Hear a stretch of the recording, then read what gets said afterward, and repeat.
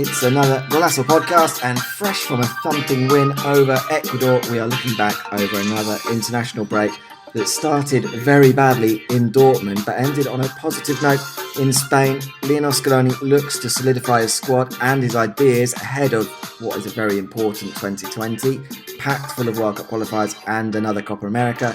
And so we look at who might have done themselves the world of good and who might be struggling to get a look in, plus maybe a quick recap of what's going on with the under-23s and anything else that springs to mind. As ever, Tom Robinson joins me before he jets off on a vacation/work trip.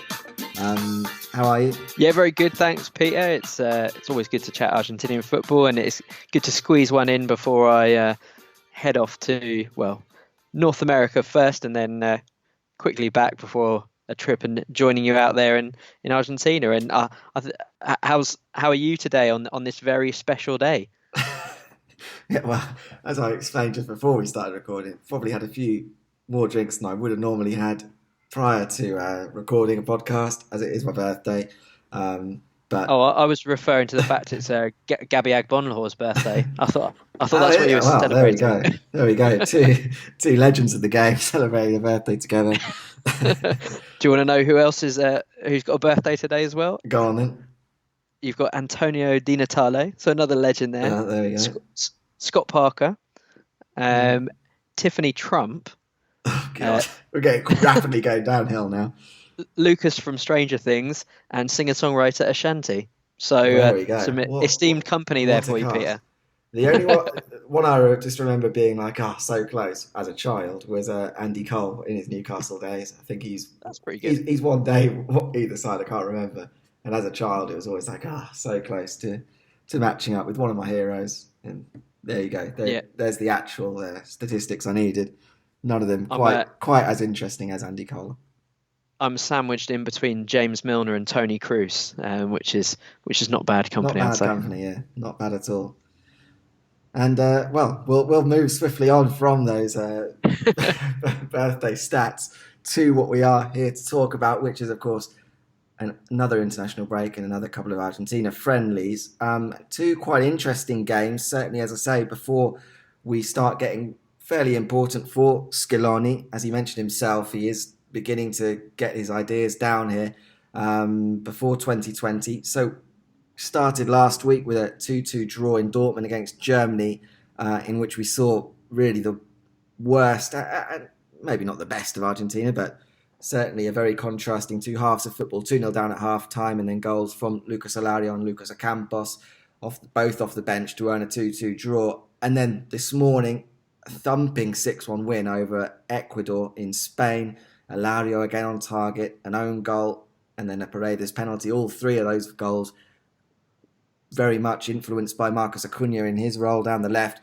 Herman Pesela adding a fourth after half-time, and then Nicolas Dominguez and Ocampos again wrapping up a thrashing. So, Tom, I mean, what were your overall remarks or views on that, or on this week of games, the two games? Yeah, so starting with Germany, I think we were always seeing this friendly as a potential for Argentina to really test themselves against one of the top nations, and also, to be fair, a nation in transition as well in Germany, because when the squad was actually announced, it was kind of a bit like, are we going to see Argentina get a true test? Because apart from a few players, there's kind of some players who arguably should be in Germany's first 11, like Ter Stegen, and a few guys who've been around the block, such as Emre Can. But it was a much more youthful Germany side as well. So it was kind of a weird one to draw conclusions from. And again, it seemed to be a bit of a game of two halves. Certainly, Germany shot out the blocks and looked really, really good. And maybe the fact that Argentina struggled in that first half against maybe a second or third string Germany team would be worrying. But I think the fact they got back into it, the fact that the substitutions, rather than kind of just see the game peter out, actually made an effect, and saw a few players stake their claim for maybe a more regular role, meant it was quite an interesting game in that respect. I mean, how about you? What did you feel was the overall overriding feeling from the Germany game? I mean, thankfully the second half did turn it around, because I think at half time, myself and most people were thinking, "Good God!" As you mentioned, it wasn't even a first choice Germany side, and Argentina got ripped to shreds. Really, certainly defensively, it was a calamitous opening 45 minutes, and it was a 45 minutes which was perhaps worse because when anyone saw the lineup in the first place, did immediately go, really? Argentina are playing Otamendi and Marcos Rojo as a first choice central defensive pairing in 2019. And Rojo particularly really struggled, was involved, or at least in both those Germany goals.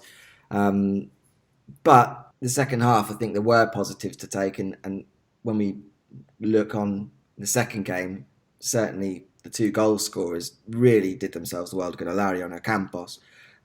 Sticking with the Germany game, I mean, I know a lot of the questions that came in focused on the central back pairing there, and Munawar Ahmed Chowdhury.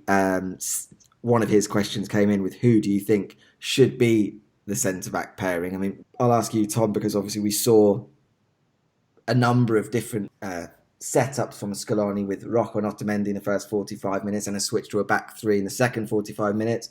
And then Pesela with, who was he with today? Walter Kahneman. Yeah, of course, Walter Kahneman.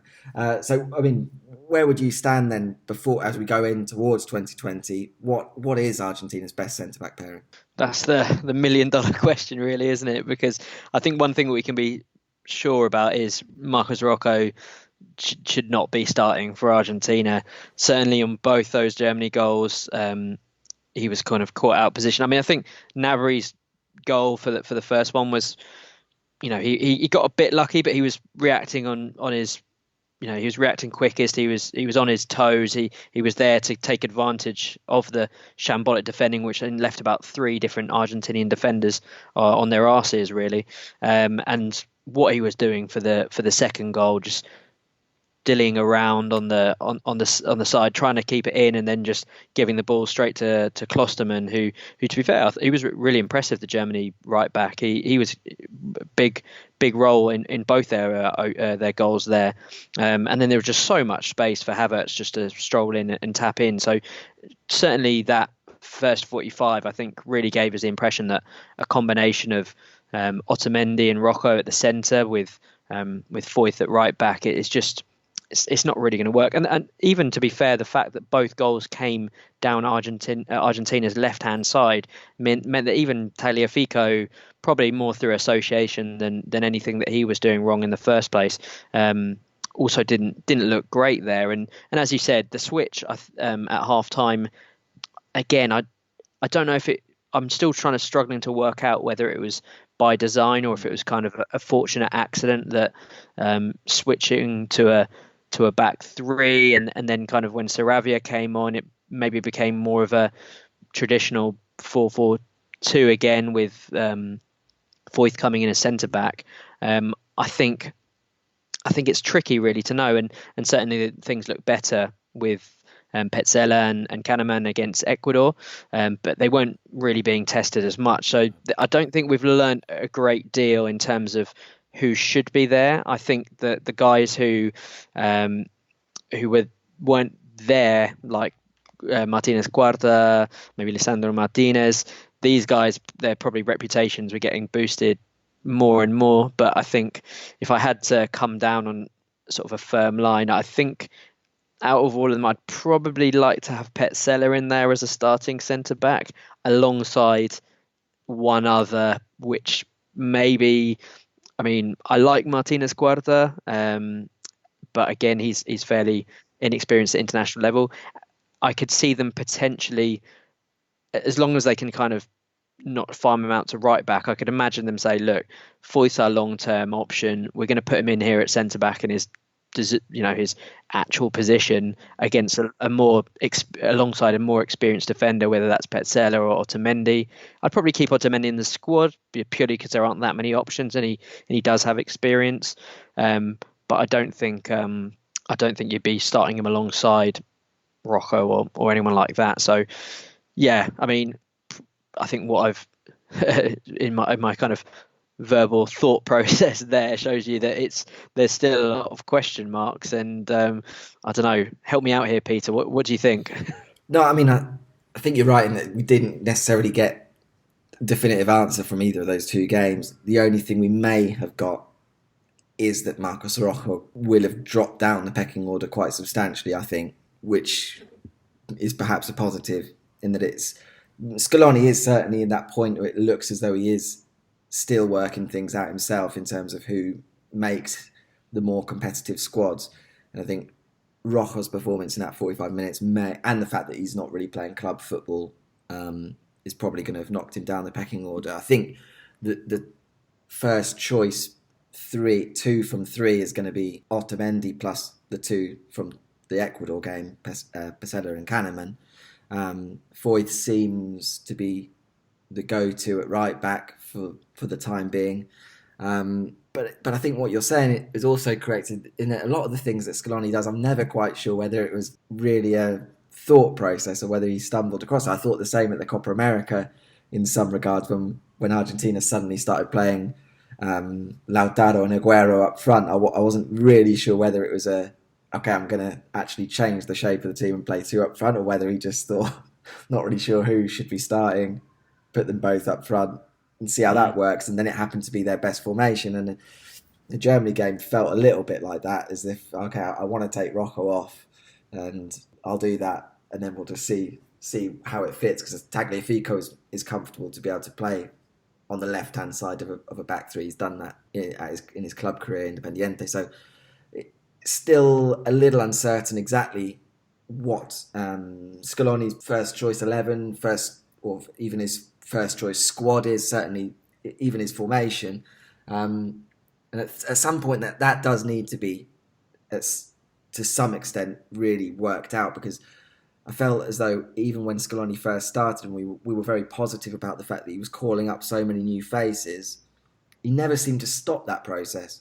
It seemed to be a case of just continuously calling up debutants, and you thought in the first case it was okay, great, he's looking at new players, but then never really settled on, okay, this guy is someone who I want to look at going forward. Apart from the obvious ones like Lautaro, who you couldn't leave out. But we're still in a situation quite a long way into his tenure now where he's just giving debuts to a lot of people, and you're sort of wondering, okay, well, Nico Dominguez, for example, is he now going to be someone who's a regular in the squad? Because obviously he was probably in there because we didn't have the likes of Palacios there, or Sriracha was injured. So who knows going forward. So centre-back is just one of the areas that is still very unclear. As is in goal, we saw a lot of questions come in about the goalkeepers.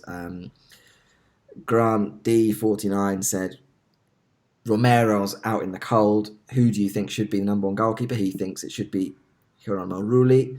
Shazan Zami said, will Walter Benitez ever be selected?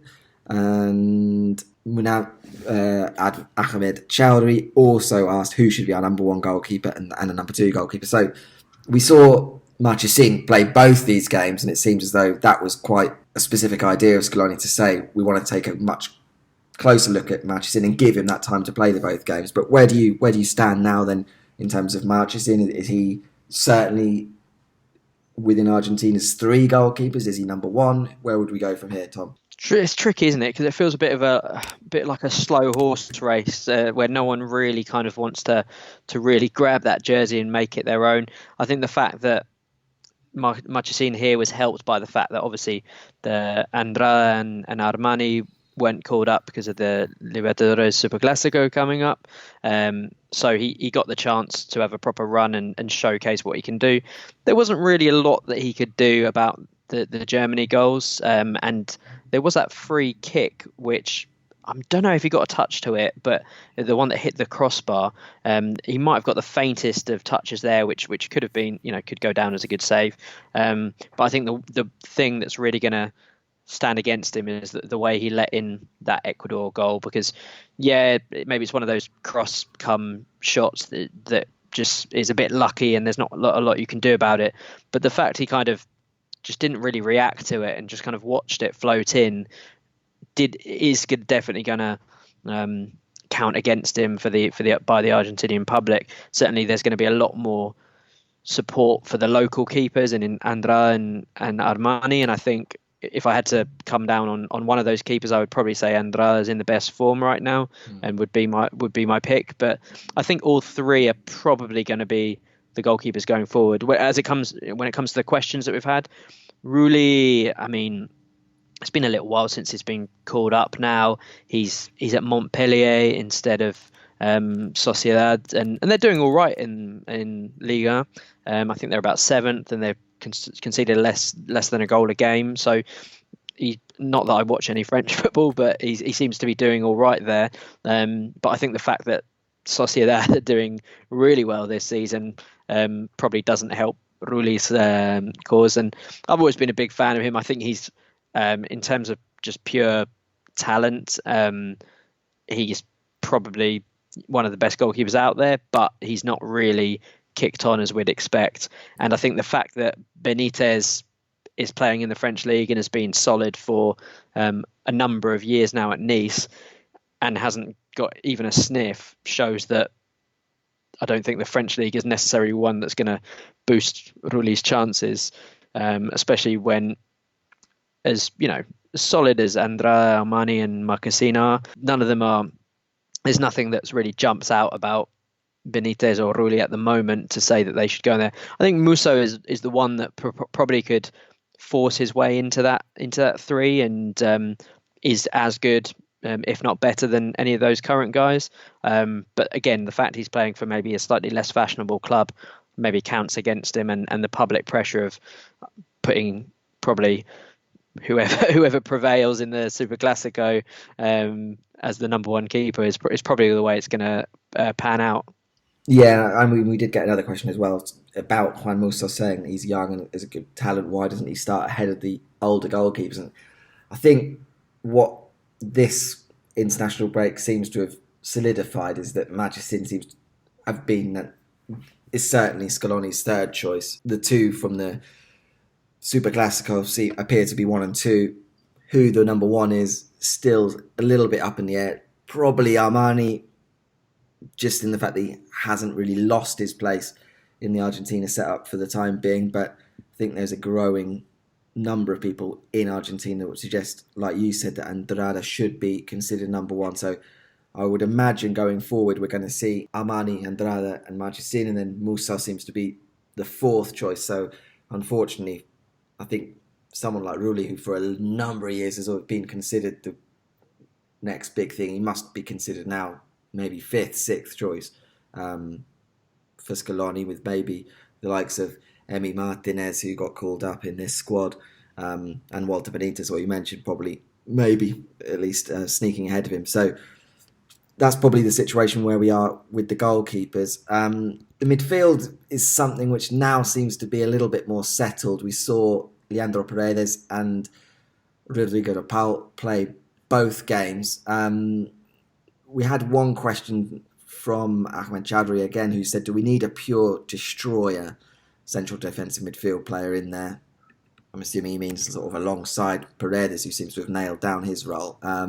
What's your standing on the midfield? Ordinarily, I would have said that, yes, that kind of more out-and-out defensive role is well suited to the Argentinian style and identity. But to be honest, I think the way that certainly modern football's going and the way this Argentina team are trying to build, I think the fact that they've kind of got a deep line playmaker in Paredes there is a good fit. And he's, as we said, he's definitely made that position his own now. So I don't think there's a definite need for it in the starting 11, especially when you've got the certainly the legs and the physicality of players like De Paul, Palacios, even guys who've come in and done well like Dominguez. That none of them are the type of midfielders who get their shorts dirty, but at the same time they're all guys they're all round modern midfielders who can contribute, and it's more about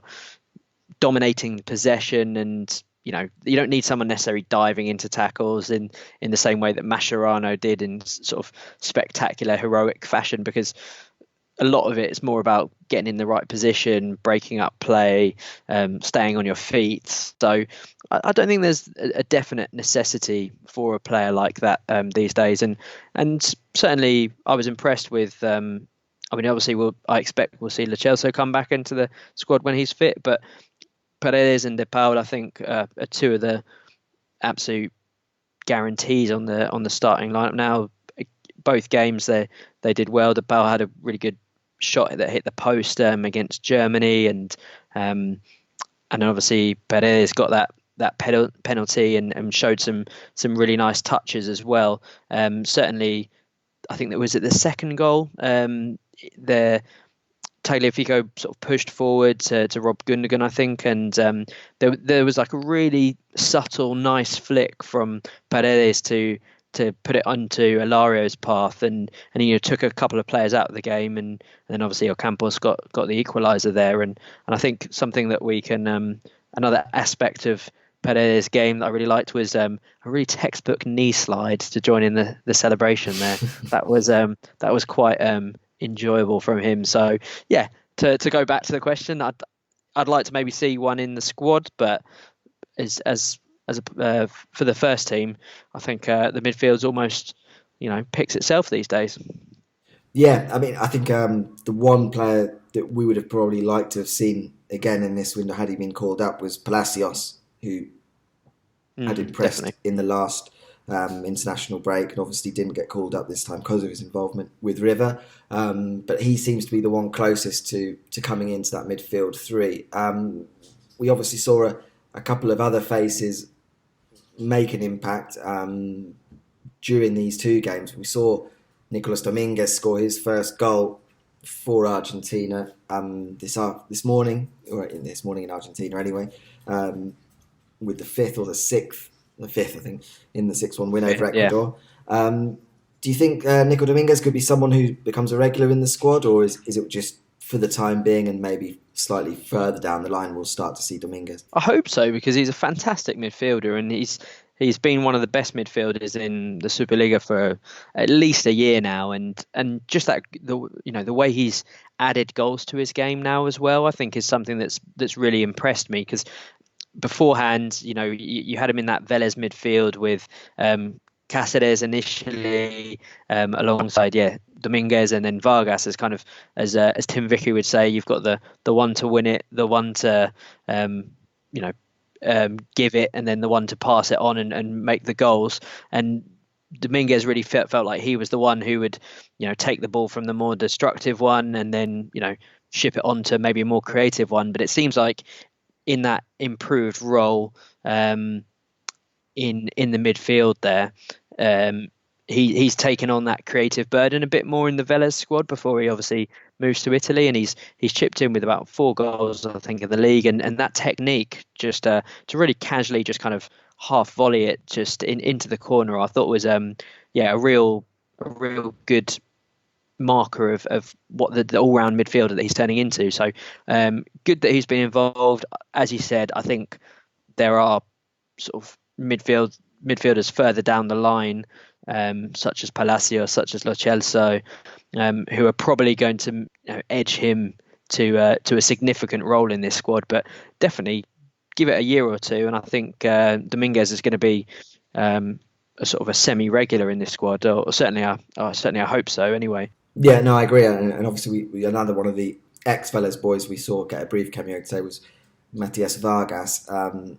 We'll come on to someone who perhaps took his place in the starting 11, albeit on the right-hand side. But Vélez certainly an interesting side of late, and I know Gabriel Ain saying his side have been getting a lot of plaudits recently from people saying that them and River are the most attractive sides in Argentina, and it's good to see a player like Dominguez and Vargas start breaking through. There's probably a few more that Vélez could contribute in the next year or so to the starting 11. And another player that impressed today was Marcos Acuña, and I made a tweet at the time to say that it's difficult to make an argument of where Acuna fits into Argentina's first choice 11 because he slotted in on the left-hand side today with Tagliafico rested. But we did see a great example of what Acuna does provide down that left-hand side, getting forward in that first half, having an absolute field day against that young Ecuador side and having a role in all three of the opening goals for Argentina. I mean, what's your view of Acuna?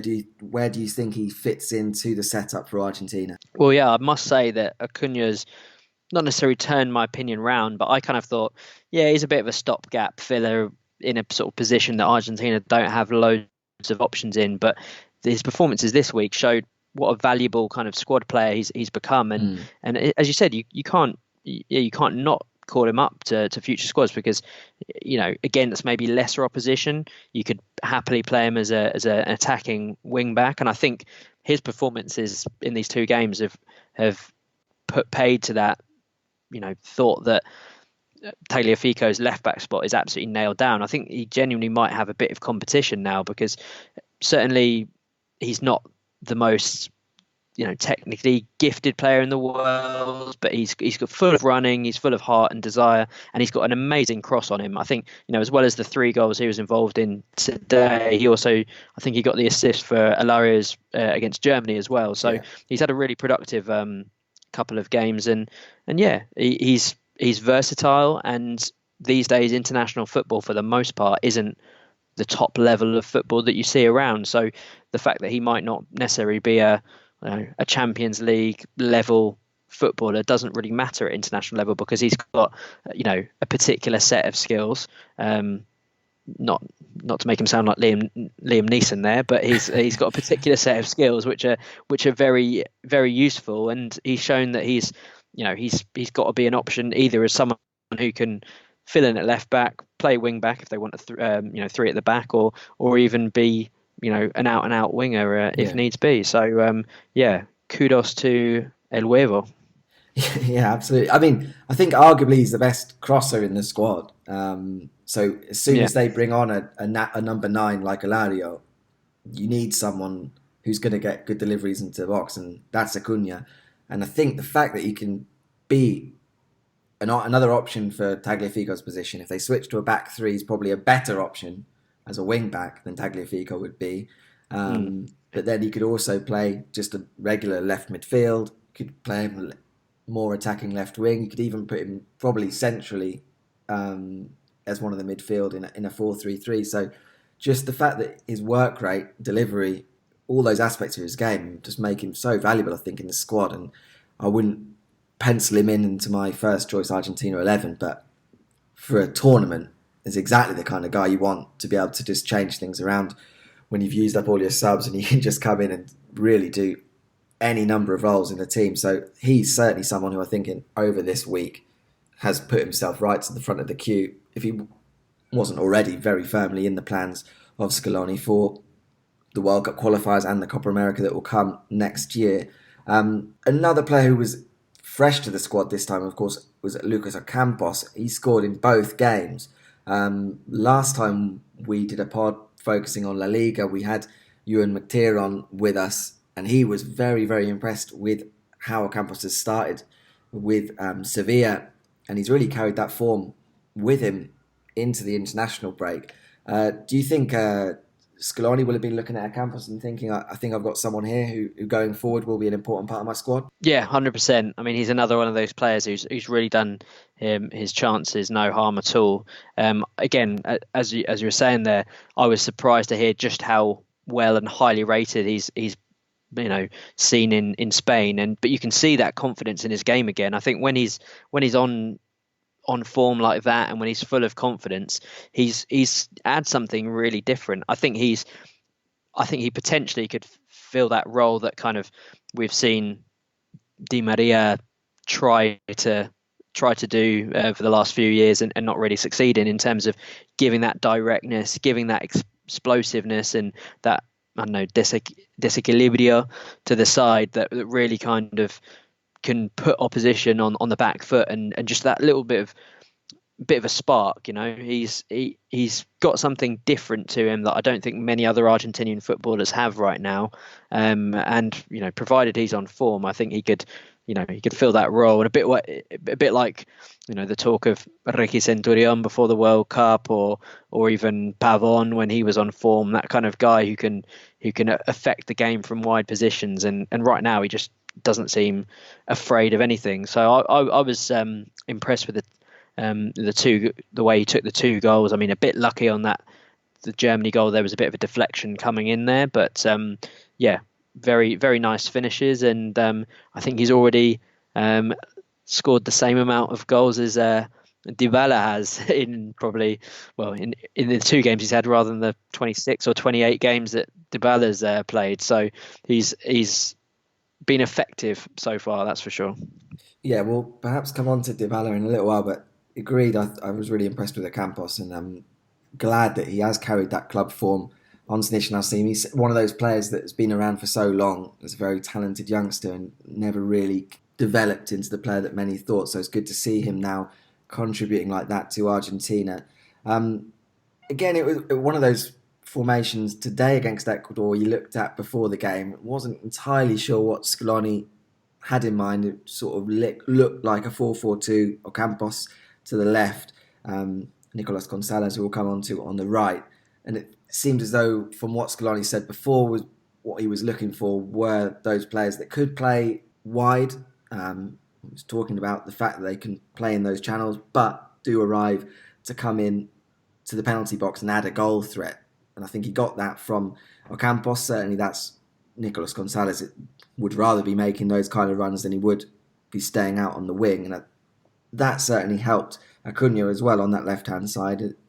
Having those kind of forwards that were looking to come inside gives that space on the outside. Whereas, again, where we go back to what we've spoken to a number of times with Foyth, perhaps he's not the long-term option at right back if that's how you wanted to play.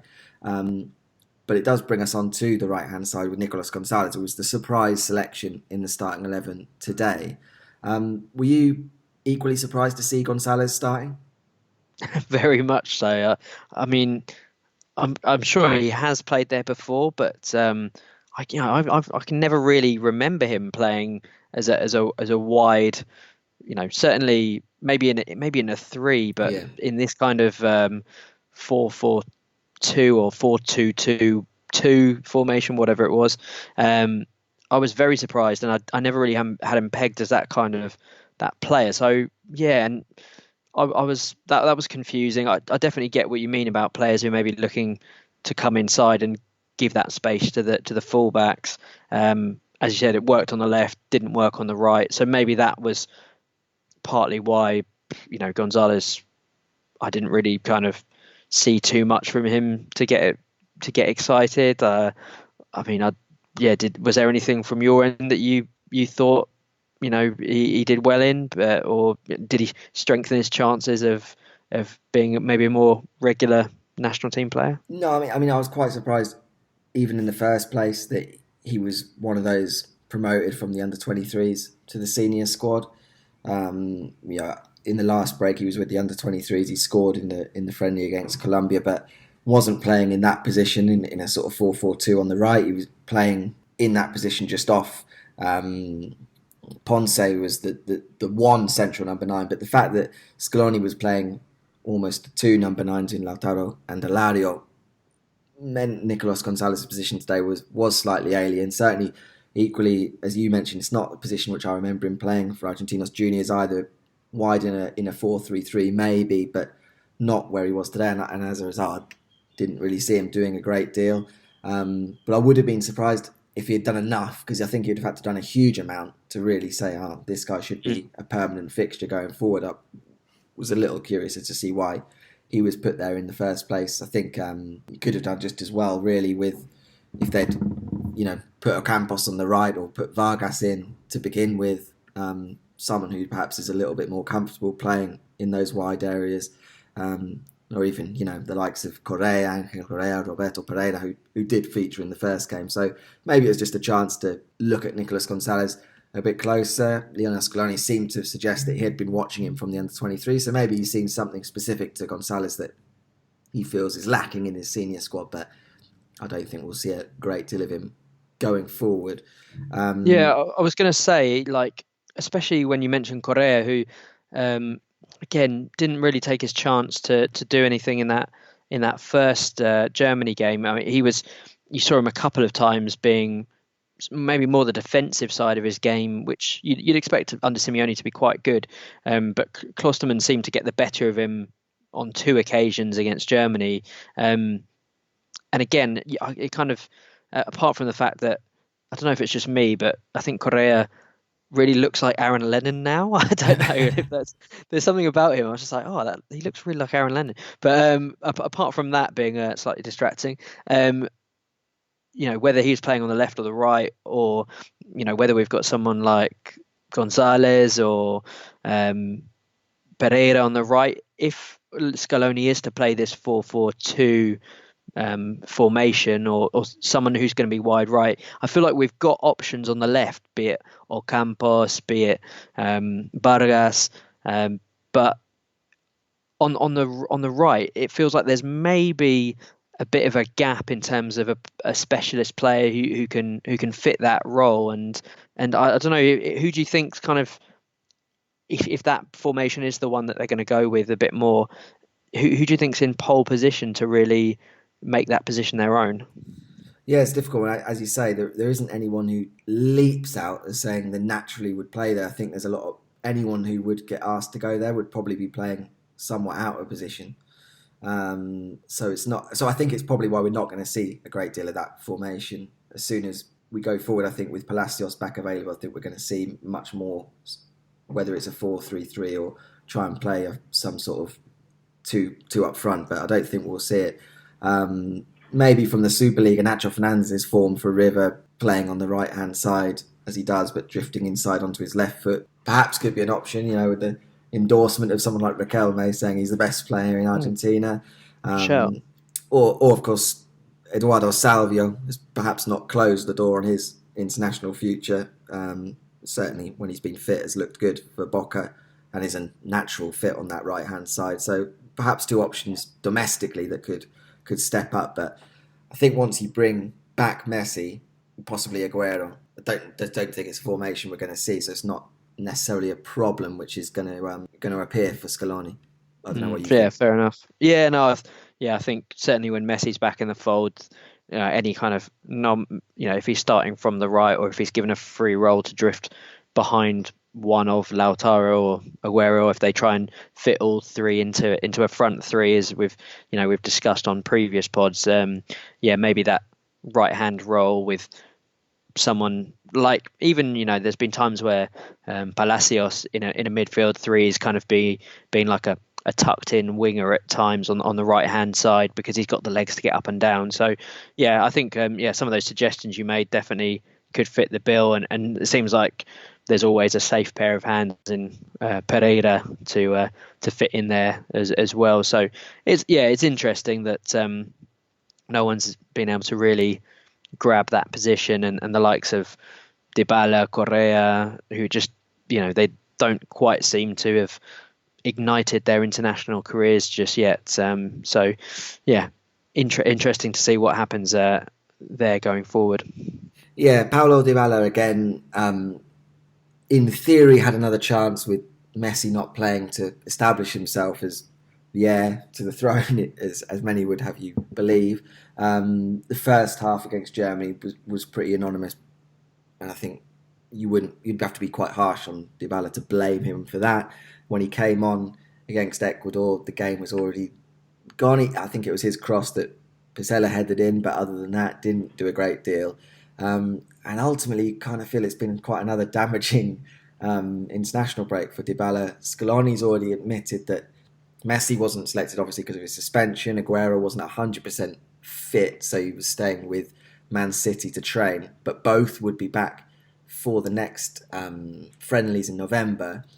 And then when you look at the fact that Alario's come in and done such a good job as a sort of backup number 9, you do question where Paulo Dybala fits in to a potential Argentina attack. I mean, what's your view now of the attack for Argentina going forward?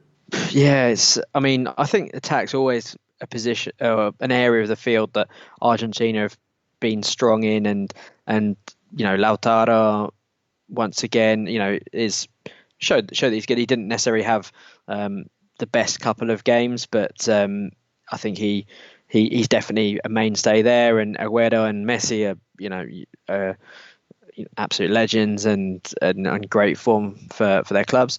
I think maybe the one thing about Dybala is it would feel mad not to have him in, just because he is so talented and he seems to be getting back to his best form under Sarri at Juventus right now. So maybe there's that hope that with a bit more game time and the last sort of year or two, he seems to have gone off the ball, a few off the field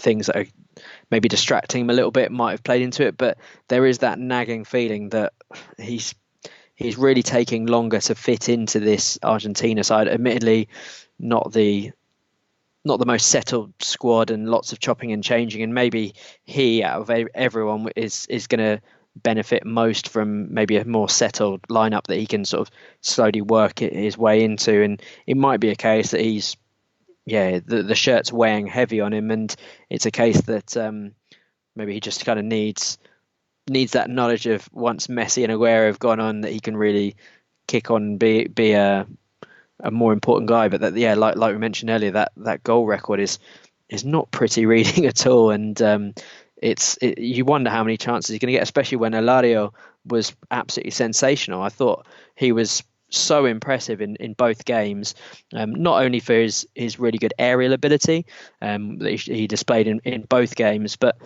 that second goal, or the second goal for Argentina against Germany, really showcased that he's not just a big man up top. He's nimble. He's got good footwork. He can carry the ball forward. He's got good vision. He's a really good team player, and I think that's a really promising sign for Argentina, because he is different to the other players they've got, and certainly is that option to be a bit more direct, especially when you think that already quite a nice link up with Acuna there. It's these little partnerships around the field are always really important. So Acuna putting on the head of Alario already looks like quite a good little tactic there, and I think he's probably streaked ahead of those kind of, I don't know, the Higuain successor, I suppose, in terms of a more muscular, powerful aerial presence up front, because Gaich is still young. Gio Simeone, I don't think, is quite as, what's the word? Probably he's more of a battering ram rather than someone who's got a bit of deftness to him and a bit of class. And the likes of, I don't know, Prato, Benedetto are never quite up to the level that you probably need. So he's been flying under the radar a little bit in Germany, posting some decent numbers without necessarily getting loads of headlines. But I think he was another one of those players who really enhanced his claims. And I certainly think that he could be the maybe fourth or fifth choice striker, providing a good option off the bench. What did you make of Alario? Yeah, I thought he was the big winner from this international break. I don't think many people would argue that Lautaro and Agüero would be 1 and 2 or both if they both play, but certainly if one plays, the other one will be the immediate substitute going forward. But there's been that huge number of players just below that where you question who's going to be the next choice for number 9, or certainly if you wanted to change things, you want someone a little bit different. Who is it? And I think at the moment you'd now argue it's Alario, for all those positives that he brings, like aerially, as you mentioned, the way he plays. I think it now puts him ahead of the likes of Icardi, Benedetto, Higuain, Gaich. I think we'll come on to as we talk about the under-23s, or however much I think we all like Adolfo Gaich, is one for the future rather than being the choice to put in there now. But for me, I think it's going to be Alario going forward as the third choice, number 9, so to speak. So if they ever want to put something a bit more direct in the penalty box, when you got someone like Acuna playing on the left, who's going to get good deliveries, it seems an obvious choice to put Alario on the pitch. And you say he's not got a stunning goal record in Germany, but he's always been that guy when he was at River as well, who keeps his cool and at critical points in the games just manages to find the net. And I think it's a quality which many strikers in an Argentina shirt have lacked, without mentioning any names. But certainly, Alario could be the guy that Argentina look to. 10 minutes to go in games, they need a goal. Okay, let's put him on and put some crosses into the box. Yeah, he's definitely been the man for the big occasion. That instant impact he made for River Plate in their Libertadores, and when we look back at that, side under Gallardo, one of the many versions of River Plate over the last few years, him and Driussi were absolutely sensational, and I think it's not hard for people to remember his exploits for River there. And I think what's quite interesting about him is, even though he fits that, not number 9 leading the line kind of strike, he's not actually that tall or that big, but he kind of feels like he belongs there. And I think he's definitely going to be a good guy to have in and around the squad. And we've seen a few of these kind of target men come to Europe and not really kind of kick on. Like Guido Carillo was one who certainly had a good spell at Estudiantes, but never really kicked on. Jonathan Caleri as well. These kind of more traditional number 9s who haven't maybe pulled up the trees we expected. But I think Alario's just been going about his business, and certainly maybe a strong Copa America or something like that could see him kind of maybe get a bigger move, and somewhere where he's appreciated a bit more than this kind of bit part player he seems to be at Bayer Leverkusen. So yeah, really happy for him, and he's entering the prime of his career now, and he could be someone who steps up when it counts. Yes, I mean, I think he was the big winner from this window. I don't think it'll earn him a starting 11 place going forward. Scaloni's already said that Messi and Agüero are coming in. I don't think they've actually confirmed those November friendlies officially as of yet, but it sounds as though it's Brazil and Paraguay and Saudi Arabia and Bangladesh. I think that's what I read. So some good money earned at least from those friendlies before we get stuck into really the important side of things with the World Cup qualifiers in 2020 and before another Copa America. I mean, we've obviously been very down on Argentina's prospects going forward over the last year or so. Where do you stand now in terms of going into 2020 with this current group? And Scaloni, I mean, Grant49 sent in a question saying, sort of asking about Scaloni's long-term future and who would be at the top of that list. We've talked a lot about other options for Argentina managers, so we don't really need to go into that because we know who everyone would like and who probably is unrealistic. But specifically on Scaloni and going forward, what do you think of Argentina's future? Yeah, I feel in a more positive place. I think there's that sense now that the players in a lot of key positions have gained the experience that they desperately needed. Certainly in the midfield, up front, certain other positions seem to have strengthened. There's still massive question marks in defence and goalkeeper, but apart from that, I feel like there's a bit more of a confidence, a bit more of a swagger. The way that Argentina dispatched Ecuador, admittedly a very young and inexperienced Ecuador side, but the likes of Paredes, the Paul, Lautaro Martinez, they look like they know where they're at, and I think in one respect, all these friendly perform like.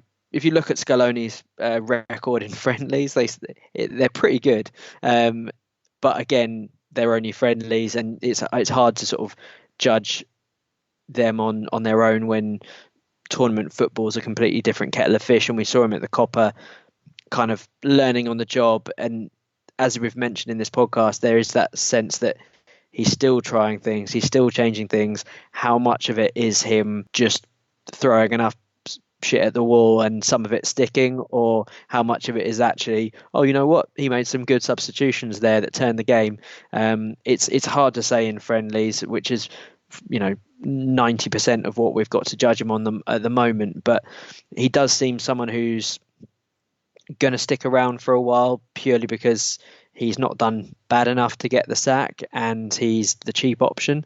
There's definitely positives about him. Like I said, he's bringing young players in. He seems to, take lessons on board and like I said, find solutions, albeit not necessarily in the most convincing manner. So I think Scaloni's here to stay, probably until the World Cup, but it's still 2 years is a very long time in football, and we saw how much Brazil changed in the 2 years before the last World Cup. So depending on how the Copa America goes, if he can kind of repeat or slightly improve on what he did last Copa, then I think we'll see him probably stay on, and then maybe a big name come in after for the next World Cup cycle. But if he has a disastrous tournament, then none of us would be surprised to see the AFA have a knee-jerk reaction and see who they're able to get. So it's the jury's still out. I'm trying to be positive, but at the same time, let's not try and build them up too much, basically. No, I mean, I think that's about as positive as you can be without being some sort of blind optimist. I think provided World Cup qualification isn't going so badly that it looks like they might miss out, he'll stay in his job. As I think even with, as you say, even just a repeat of the Copa America probably would be enough to keep him in place. So I think that's probably where we are. But when we do look to the future for Argentina, obviously it makes sense to take a quick look at the under-23s who are preparing for the pre-Olympic tournament in January, February. So they again have been playing friendlies this week as well. They've only played one so far. They drew 2-2 with Mexico in Mexico yesterday. They play again on Tuesday night. Cristian Romero and Lucas Robertone scored the goals for Argentina in what was a fairly controversial game. Robertone had a goal disallowed, and then Mexico had a rather iffy penalty, which ended up with Fernando Batista being sent off for his protests. Adolfo Gaich also sent off late on, which sparked a bit of handbags. Not sure if you caught that game or the highlights of it, Tom.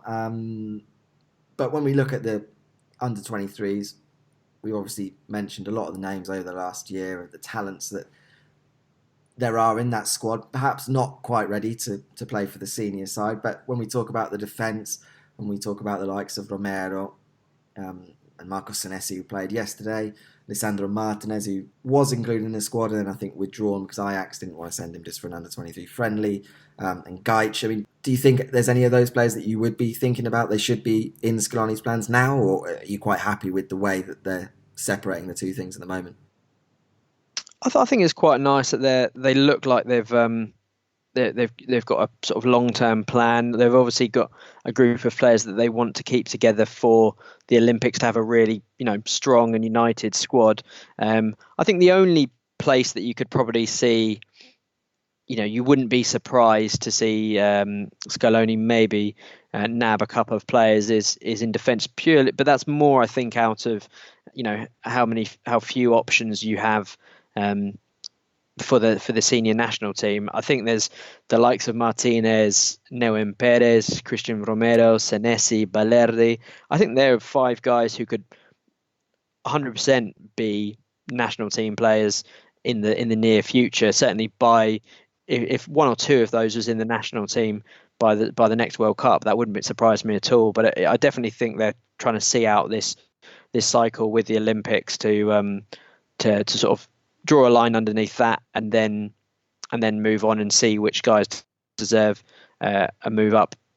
Certainly midfielders, perhaps not quite as many players that you would see troubling the senior side. I think Robertoni is an interesting player, but I think there's plenty of players ahead of him at the moment, and perhaps some of the strikers have interesting qualities. Obviously, Gaich is the one who's already had a cap and been involved in the senior setup, so you feel like he might be fast tracked in.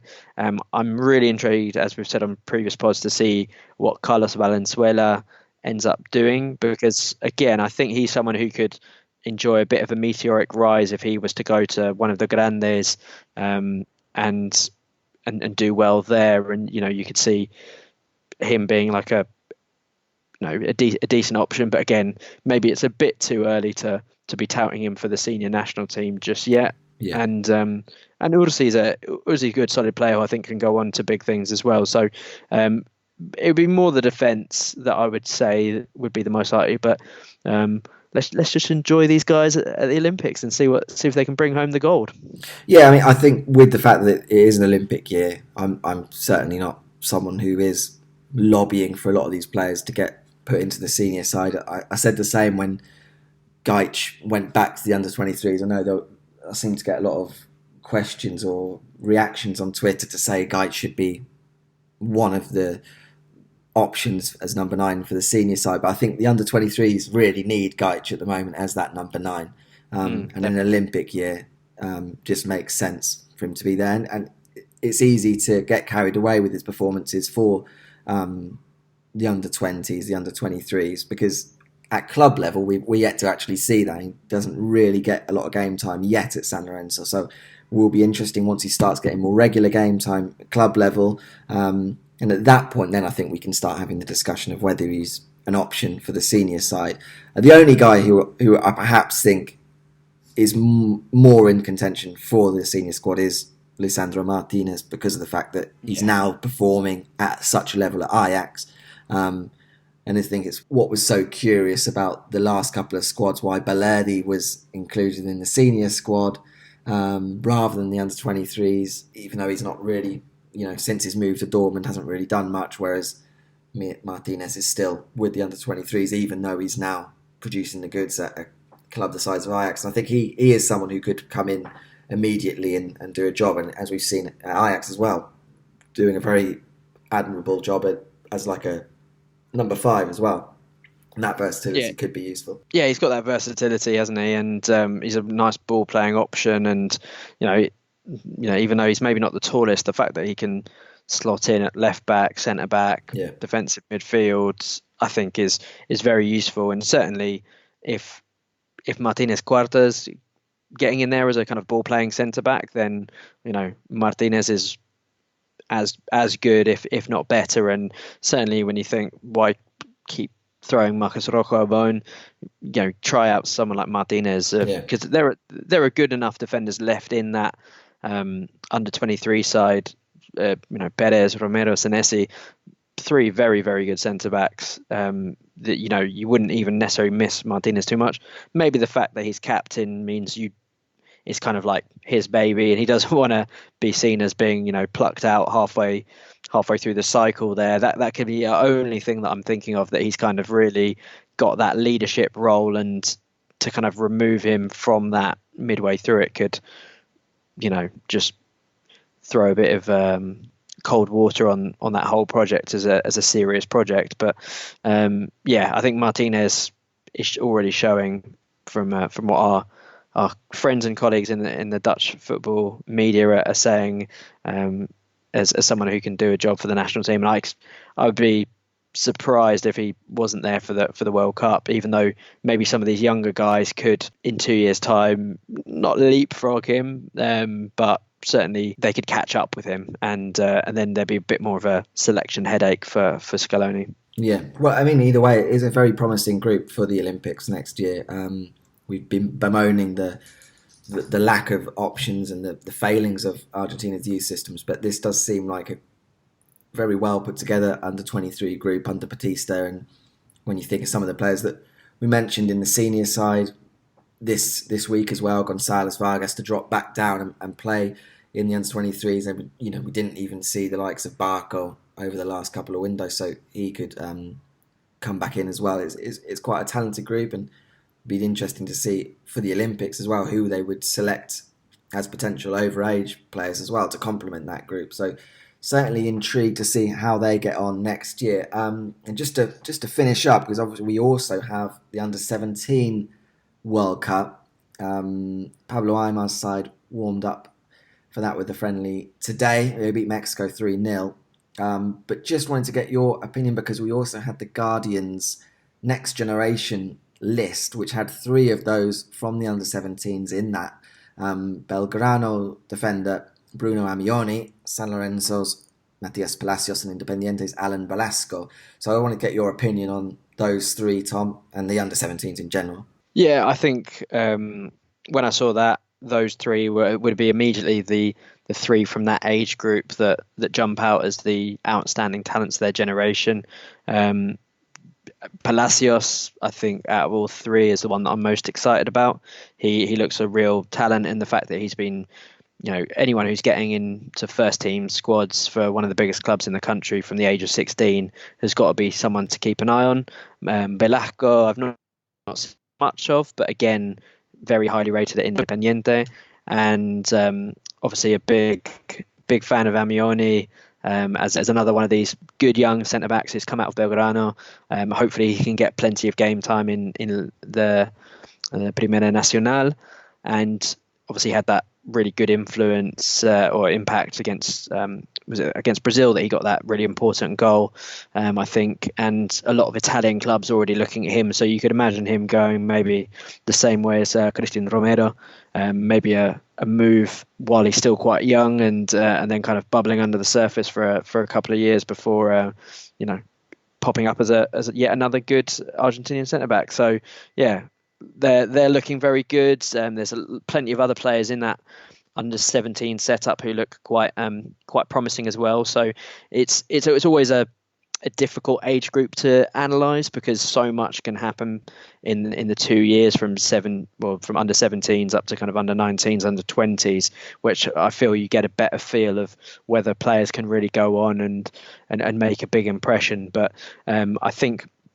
certainly from years gone by, the Guardians list there, they've had players like Thiago Almada, and maybe players who've been a little bit less successful, like Guido Vadala, and to name but just a couple there. So it shows what a tough prediction it is to get that right. But the fact that you've got three players from Argentina is quite a sizable representation. I mean, how much have you seen of the under 17s there, Peter? Yeah, I mean, when the national team have got together, I've seen a few of the games, and certainly those three have always, as you mentioned, the three that really leap out when you do watch the Argentina under 17s.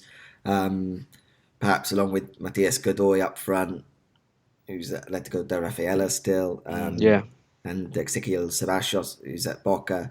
Those are another two, certainly attacking wise, that impress. But yeah, I couldn't argue with the three that the Guardian select, and I do think it's again a talented group. But you're absolutely correct to point out it is an age group which is very, very difficult to say with any authority that this player or that player is going to go on to be a future national team star. I'm very interested to see how they do get on. Seen more than the others of Velasco for Independiente, and always impresses me at the reserve level, even though, and he made his debut as well at 16. So another like Palacios, who seems to have just bags of talent and is primed to sort of start coming through into the first team at club level over the next season or so. So a very interesting group. Pablo Aimar has impressed as well in what he's done with the youth team so far in Argentina. So it will be interesting to see how the under-17s get on at the World Cup. And in general, I think Argentine youth football seems to have just been having something of a, I'm not going to go as far as to say as renaissance, but certainly things are looking up after really being in the doldrums for a little while. Yeah, definitely. I think it's certainly on its way up. There seems to be more joined up thinking across the whole of the age groups there, and I feel that things are moving in the right direction. Then Argentina are definitely not ready to maybe quite be back at the top table again, but I think give it a few years, and I think that rather than last World Cup when they were just kind of lucky to get as far as they did, I think they'd genuinely be sort of hopeful of putting together a good campaign, and not necessarily being a contender to win it, but sort of having some respectable performances again. I don't know, that's probably where it feels right now. Maybe just that B plus rather than A A-level performances just yet. Yeah, no, I mean, I think that's the key point, really, that I feel as though now, with the different levels of football, there seems to be some structure to it and some idea that the under-17s will become the under-20s and so on. Whereas before, it just seemed as though each coach took it as if it was almost like a club team and there was no Yeah. real idea of a conveyor belt of we're trying to establish players to go into the national team at the end of it. So that's certainly promising, and credit to whoever has actually implemented that. I'm not going to say whether it's the AFA directly or whether Tapia, Scaloni, whoever, but regardless, it's a positive sign. So we'll be going over an hour, so we will leave that there. I know you need to finish getting ready for your travels, Tom. So thanks as ever. Make sure to follow Tom at TomRobbo89 on Twitter. Thanks again. No, yeah, always good to discuss the national team, and also a quick mention for the linesman Salvatore Tutti Frutti, who from the Ecuador game. We couldn't leave this pod without giving him a shout out for his glorious name. So yeah, looking forward to the next discussion. Probably a bit of a Libertadores Super Classico breakdown, and we'll hope you're having a good birthday chatting about Argentinian football with me, Peter. Yeah, God, it doesn't get any better than that. This is living the life, as they say. So we will be back when Tom returns at some point, probably, as you mentioned, to break down the second of the Super Clásicos. We'll know by then who is in the Copa Libertadores final, so we can take a look forward to that from the perspective of Boca or River. Good luck to both sides. As I am always impartial, as everyone knows, and of course, thank you for listening. So please like, share, subscribe, wherever you're listening to it, to help us spread the word. And hopefully, we'll be back again soon. So thanks again, and we'll be back with you shortly.